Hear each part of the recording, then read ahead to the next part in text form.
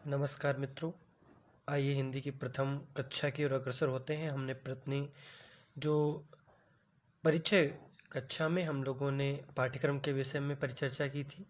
आइए हम सभी, जैसा कि हमने आपसे वादा किया था कि हम प्रथम जो कक्षा है उसमें वर्ण विचार से प्रारंभ करेंगे और हम वर्ण विचार लेकर के आपके सामने उपस्थित हैं।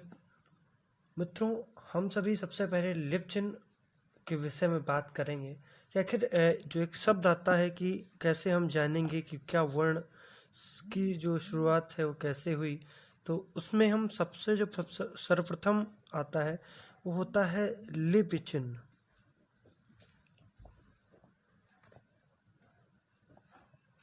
लिपि चिन्ह क्या होते हैं कि ऐसे संकेत या प्रतीक चिन्ह जो कि प्रामाणिक या मानक हो, उनको शुद्ध एवं परिष्कृत रूप से लिखना लिपि कहलाता है। ऐसे संकेत या प्रतीक चिन्ह जो कि प्रामाणिक या मानक हो, उनको शुद्ध एवं परिष्कृत रूप से लिखना ही लिपि चिन्ह कहलाता है। तो हम अगर किसी चीज को शुद्धतम, मतलब कि बहुत ही अच्छी तरीके से, शुद्धतम रूप से और परिष्कृत रूप से, परिष्कृत में होता है मान, परिष्कृत रूप से अगर लिखते हैं तो वो हमारी लिपि या लिपि चिन्ह कहलाती है। आइए अब आगे बात करते हैं अगर हम कि उन्हीं लिपि चिन्हों से हमारा बनता है वर्ण। वर्ण किसे कहेंगे? भाषा की वह सबसे छोटी इकाई वर्ण कहलाती है। ये तो हम शुरुआत से पढ़ते चले आ रहे हैं कि भाषा की सबसे छोटी इकाई जो है वो वर्ण कहलाती है। अब अगर हम थोड़ा सा और अच्छे लेवल में पढ़ें तो हम ये कह सकते हैं कि न विखंडित होने वाली, न विखंडित होने वाली सबसे छोटी ध्वनि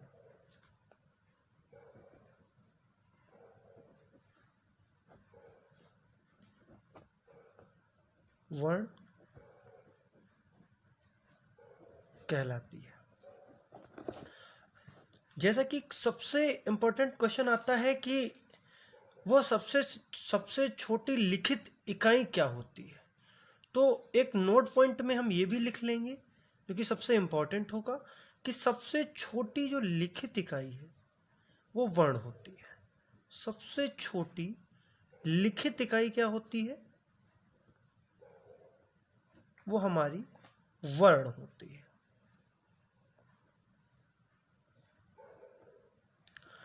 अगर एक और क्वेश्चन आता है कि सबसे छोटी श्रव्यात्मक, श्रव्य का मतलब होता है सुनना, कि सबसे छोटी श्रव्यात्मक इकाई क्या है?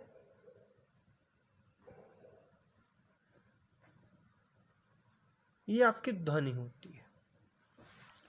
जैसा कि हमें पता है कि अब ध्वनि का उत्पन्न कहाँ से होता है, उसका व्युत्पन्न कैसे होता है, तो हमें पता है कि जो हमारी स्वरतंत्रियां हैं, हमारी जो स्वरतंत्रियां हैं, उन स्वरतंत्रियों के माध्यम से हम इसका व्युत्पत्तिकरण करते हैं।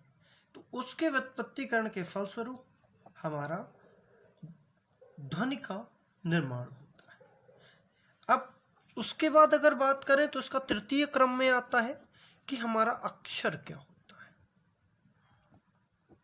अक्षर की बात करें कि जो सस्वर उच्चारित होने वाले वर्ण होते हैं। कैसे?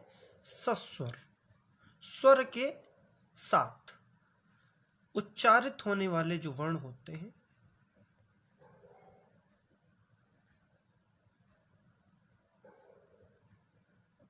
वो अक्षर कहलाते हैं।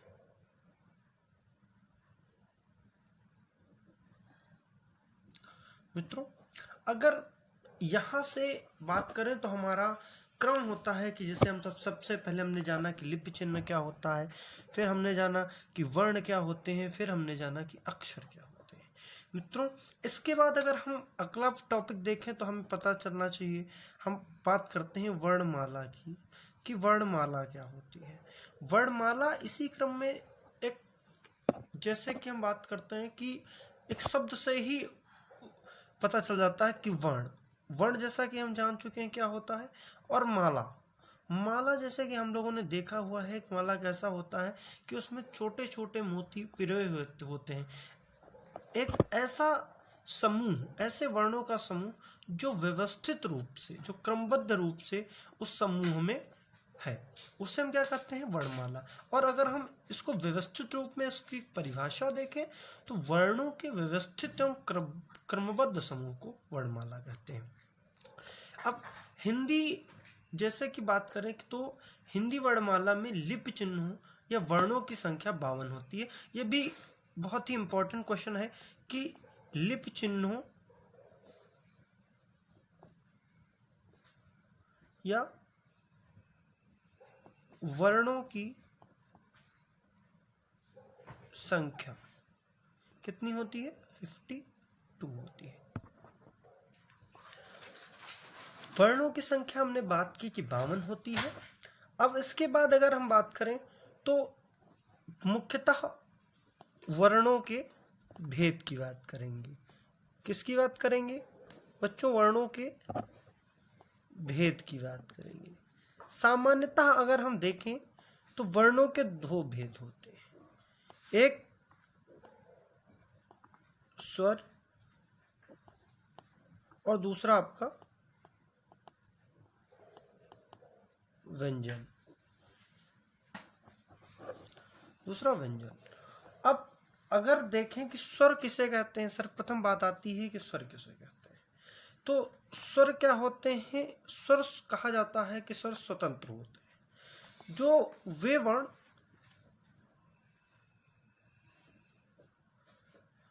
जो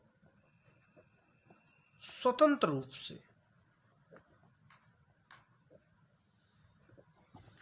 उच्चारित होते हैं, वर्ण का स्वर वर्ण कहलाते हैं। अब अगर हम बात करें इनकी संख्या कितनी होती है, यह भी पूछा जाता है। तो इनकी संख्या जो मानी गई है वो 11 मानी गई है। इनकी संख्या, जो स्वर की संख्या है, स्वरों की संख्या कुल 11 मानी गई। बात करें व्यंजन की, तो व्यंजन की परिभाषा हम जान लेते हैं कि वे वर्ण जिनका उच्चारण करते समय हम स्वर की सहायता लेते हैं, या जो वे वर्ण जिनका जब हम उच्चारण करते हैं तो हम स्वर की सहायता से करते हैं। वे वर्ण जिनका उच्चारण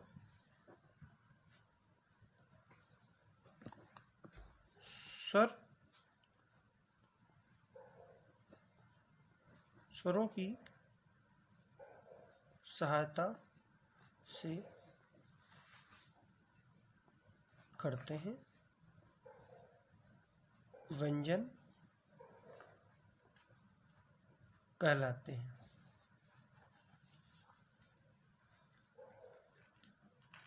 अगर इनकी संख्या की बात की जाए तो कुल मिलाकर 33 होती है।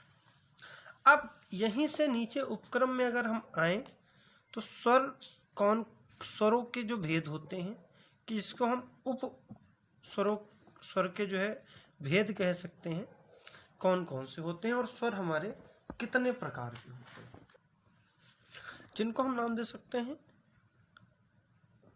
स्वरों का वर्गीकरण। हम वीडियो को अंत तक जरूर देखें, क्योंकि अंत तक देखेंगे तभी आप पूरे महत्व को और पूरे वर्ण विचार को समझ पाएंगे।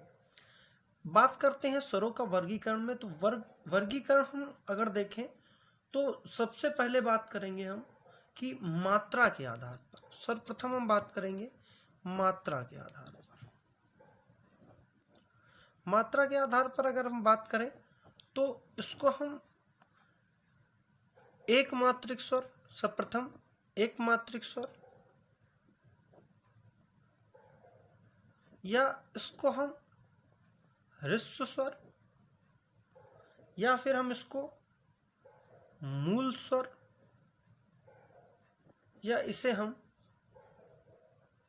लघु स्वर भी कह सकते हैं। अगर हम इसको परिभाषित करें तो हम ये कह सकते हैं कि ऐसे स्वर जिनके उच्चारण में एक मात्रा या एक मात्रा से कम समय लगता हो। ये ऐसे कौन से, जैसे कि देखिए कौन से स्वर होते हैं ह्रस्व स्वर में, तो छोटा आ, छोटी ई और ऊ और री। ऐसे ये जो चार वर्ण हैं ये आपके एक मात्रिक स्वर या कहें ह्रस्व स्वर या मूल स्वर या लघु स्वर के अंतर्गत आते हैं। द्वितीय अगर बात करें तो आप इसमें कह सकते हैं दीर्घ स्वर।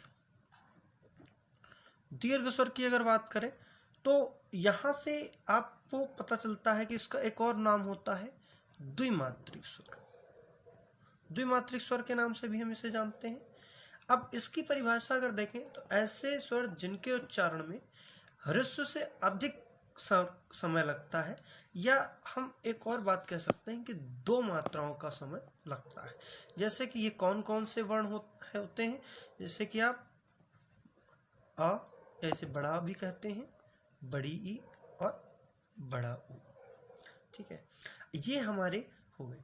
अगर हम एक थोड़ा सा नोट के विषय में जाने तो ये आपको बात बहुत ही कम सुनने में आएगी, जो कि खास बनाती है हमारा, कि जो हमारे संयुक्त स्वर होते हैं वो दीर्घ स्वर का ही एक स्वरूप होते हैं। जैसे कि बात करें, जो दीर्घ स्वरों के अंतर्गत ही हमारे संयुक्त स्वरों को रखा गया है। अगर हम ऐसे देख लें कि दो अलग अलग बना लें कि संयुक्त स्वर और दीर्घ स्वर, अगर डिफरेंस के रूप में देखेंगे तो हम अर्थ को अच्छे से समझ पाएंगे। जैसे कि अगर संयुक्त स्वर की बात करें तो दो भिन्न स्वरों के मेल से बनने वाला जो स्वर होता है, फिर से सुनिए कि जो दो भिन्न स्वरों के मेल से बनने वाला स्वर संयुक्त स्वर कहलाता है। जैसे कि छोटा और ई अगर मिला दें तो ए बन जाता है आपका। अगर हम छोटा और ऊ को मिला दें तो ओ बन जाता है। अगर हम यहीं पर छोटा आ और ए को मिला दें तो आय बन जाता है, और छोटा आ और ओ को मिला दें तो औ बन जाता है। यहीं पर अगर हम देखें कि संधि स्वर, दीर्घ स्वर, या इनको हम संधि स्वर भी कह सकते हैं, या एक और अच्छा शब्द बन जाता है संध्याक्षर। संध्याक्षर के नाम से भी हम इसको जान सकते हैं। अब इसे क्या कहते हैं कि दो समान या असमान स्वरों के मेल से। तो यहाँ पर दोनों चीजें, जब संयुक्त स्वर में बात की तो सिर्फ असमान स्वरों के लिए, जबकि दीर्घ स्वर या संधि स्वर में हम बात करेंगे समान भी हो सकते हैं और असमान भी हो सकते हैं। जैसे कि छोटा आ प्लस छोटा आ, जहां पर आपका बड़ा आ भी बन जाता है। छोटी ई प्लस छोटी ई, वहां पर आपका बड़ी ई भी बन जाता है। और इसमें हम उनकी बात भी कर लेंगे कि छोटा आ प्लस ई ए भी बन जाता है। इस प्रकार हमने बात की अपने द्विमात्रिक या दीर्घ स्वर के विषय में, और हमने जाना उसी के माध्यम से संयुक्त स्वरों का कैसे संबंध होता है दीर्घ स्वर। अब आगे अगर बात करते हैं तो तीसरा जो भाग होता है उसमें हम बात करते हैं त्रिमात्रिक, क्षमा चाहेंगे, त्रिमात्रिक या प्लुत स्वर के विषय में। इसमें ऐसे स्वर जिनके उच्चारण में 3 मात्रा का समय लगता है अथवा दीर्घ से भी अधिक समय लगे, उसे प्लुत स्वर कहते हैं। इनका जो प्रयोग किया जाता है, अगर हम थोड़ा नोट करके इनको लिख लेंगे तो बहुत ही सही रहेगा। रंगमंच पर, संवाद कौशल, और एक सबसे बहुत प्रयुक्त शब्द जो कि बहुत ही क्वेश्चन पूछा जाता है ओम। ये आपके यहाँ पर जो है त्रिमात्रिक स्वर या प्लुस स्वर का प्रयोग किया जाता है। ये हमारे जो हमने वर्गीकरण किया था वो मात्रा के आधार पर किया था। दूसरे प्रकार से अगर स्वरों का वर्गीकरण किया जाए तो जीभ, या उसको हम शुद्ध हिंदी में कहते हैं जिह्वा, जिह्वा के प्रयोग के आधार पर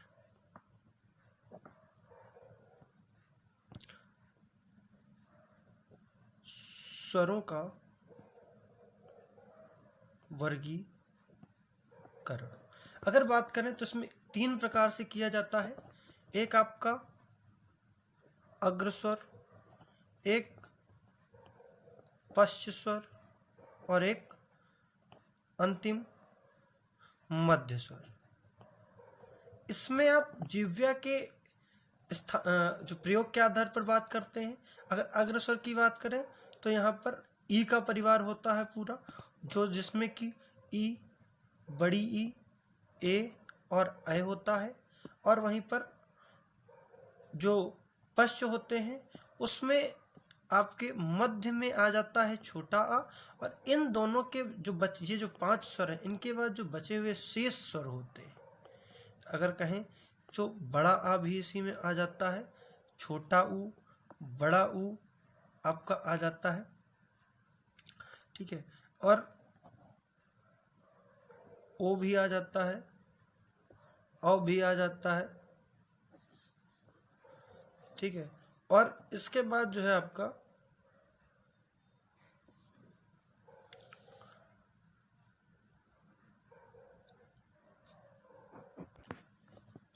तो था अगर हम बात करें कि एक और प्रकार से हम बांट सकते हैं ओष्ठाकृति के आधार पर। ओष्ठाकृति में आप बात करें तो कुल मिलाकर के हम 2 प्रकार से इसका वर्गीकरण करते हैं, एक वृत्ताकार और एक अवृत्ताकार। इसको हम वृत्तमुखी मतलब कि वृत्त के आकार का, और एक आवृत्तमुखी। अब देखें, जो वृत्तमुखी होता है उसमें ऊ परिवार होता है, ऊ से मिलने वाले सभी, और बाकी इसमें शेष होता है। अगर बात करें मुख द्वार के आधार पर तो यहां से बात करेंगे तो ये कुल मिलाकर 4 भागों में बांटा जाता है। एक संवृत्त, दूसरा आपका अर्धसंवृत्त, तीसरा आपका विवृत्त, चौथा आपका अर्धविवृत्त।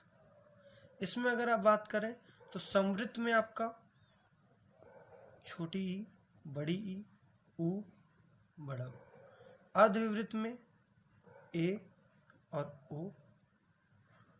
विवृत्त में पूरा मुख द्वार खुला रहता है तो बड़ा आ, और इसके बाद जितने भी बचे हुए शेष स्वर आपके होते हैं वो आपके अर्धविवृत्त में आ जाते हैं।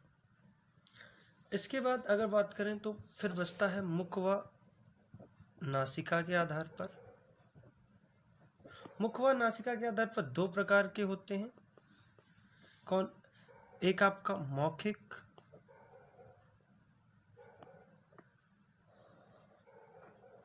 क्षमा चाहेंगे, मुख व नासिका के आधार पर 2 प्रकार के होते हैं, एक मौखिक और दूसरा होता है आपका, इसको हम निरानुनासिक के नाम से भी जानते हैं, और दूसरा जो होता है उसको हम अनुनासिक के नाम से भी जानते हैं। अब मौखिक जो होते हैं उसके अंतर्गत जिसमें छोटा आ, ई, ऊ, री, ए, ऐ, ओ और औ आते हैं। अब अनुनासिक के साथ में अगर बात करें तो जहां पर ई, यहाँ पर चंद्रबिंदी का क्षमा चाहेंगे बिंदु का प्रयोग किया जाता है। इसी के साथ में अगर बस अयोग आगत स्वर वे जो कि जिन स्वरों को हमने बाहर से लिया, जैसे कि अ, यहाँ तक हमारे सारे स्वर कंप्लीट होते हैं। हमने स्वर और स्वरों के भेद के विषय में इस वीडियो में पढ़ा। अगली वीडियो में हम व्यंजन के विषय में परिचर्चा करेंगे। आप सभी का बहुत बहुत धन्यवाद। आप सभी लोग हमारे चैनल को लाइक करें और सब्सक्राइब करें।